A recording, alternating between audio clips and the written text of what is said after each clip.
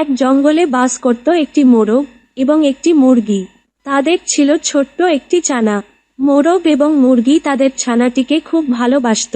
তাদের মাত্র একটিই সন্তান ছিল। শোন বাছা, এবার কিছু খেয়ে নে।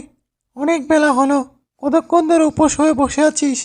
নে নে বাবা, এবার কিছু খেয়ে নে। আচ্ছা মা, কিন্তু বাবা কোথায় গেছে মা? বাবাকে তো দেখছি না।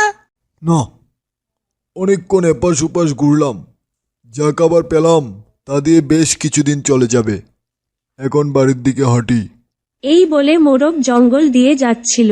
তখনই একটা শিয়াল তার পিছু করে। যাক বাবা, অনেকক্ষণ পর সামনে দিয়ে একটা শিকার যাচ্ছে, আবার দেখি বেটা কোথায় যাই।